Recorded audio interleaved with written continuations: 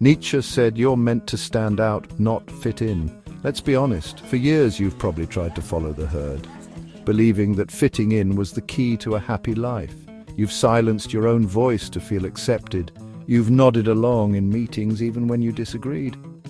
And you've followed rules that felt hollow. You've done everything you were supposed to do.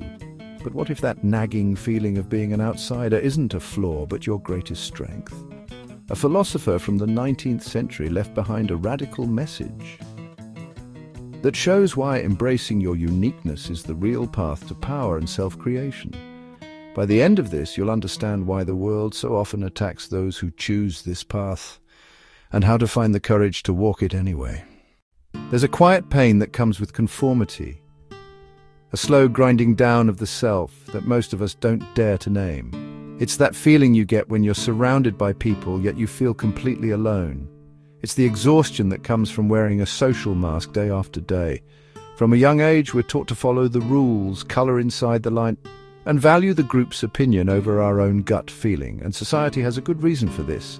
It loves stability and control, and it gets that by encouraging everyone to want the same things and act the same way. Think about it.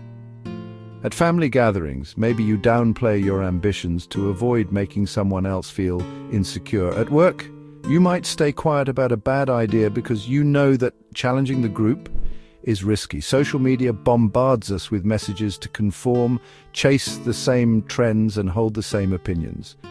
But what's the real cost? It's the slow death of your potential. It's living a muted, grayscale version of the life you could have had.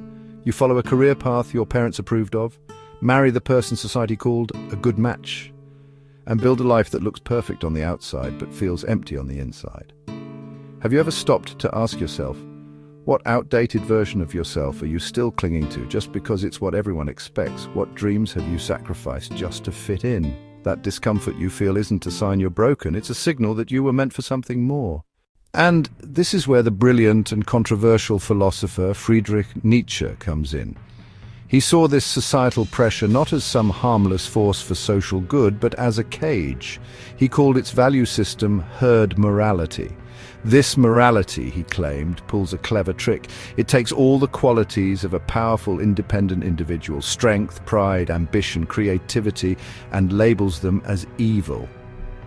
Suddenly, strength becomes arrogance, independence becomes selfishness. Creating your own path becomes a reckless rebellion.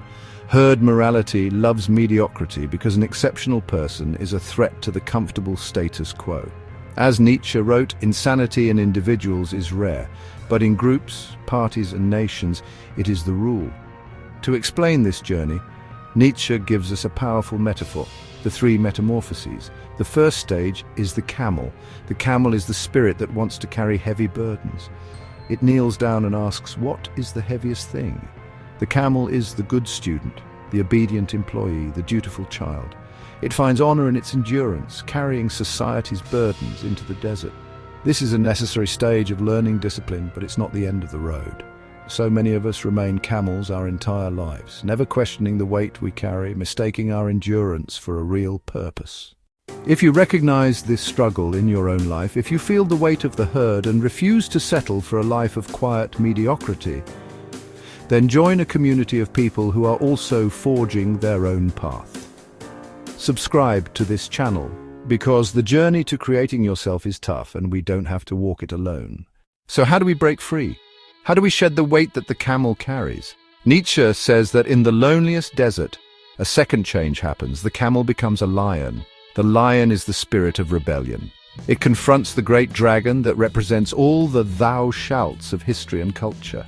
And where the dragon commands, thou shalt, the lion roars back a sacred no and declares, I will. That roar is the act of seizing your own freedom.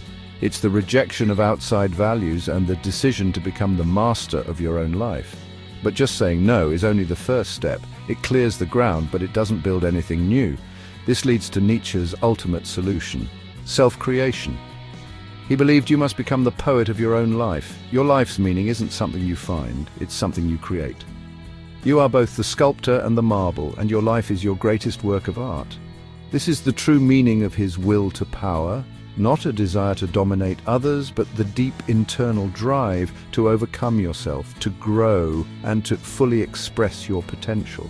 This brings us to the ideal of the Übermensch, or Overman, perhaps Nietzsche's most misunderstood idea. The Übermensch isn't a master race or a superhero.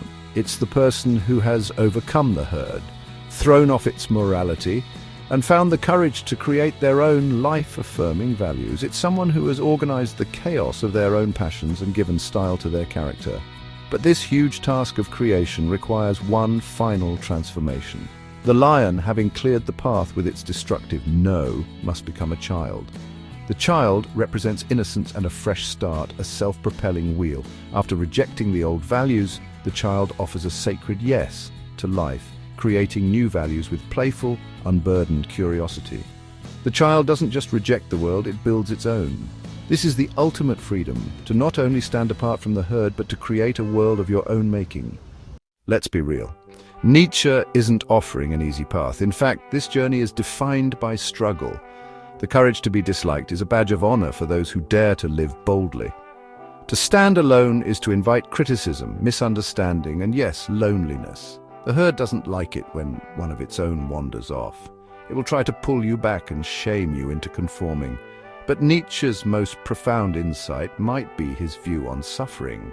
He didn't see it as something to avoid, but as a necessary ingredient for greatness. He asks whether a tree that is meant to grow tall can do so without bad weather and storms. He believed that great pain is what ultimately frees the spirit because it forces us to become deeper. Trees that face constant wind develop stronger roots. People who face adversity develop resilient souls. The struggle to become who you are is the very force that forges you. Embracing this challenge, or what he called amor fati, love of one's fate, means saying yes to all of it, the joy and the pain, the wins and the losses, because every moment is a necessary part of your becoming. You're at a crossroads. You can keep kneeling like the camel, carrying the weight of a world that wants you to fit in. Or you can find the lion inside you, roar your sacred no, and begin the joyful, terrifying, and glorious work of the child. The work of creating yourself. That feeling of being different isn't a curse, it's a summons. It is the call to become who you are. The world has told you who you should be for long enough. The only question that matters now is, who do you decide to become?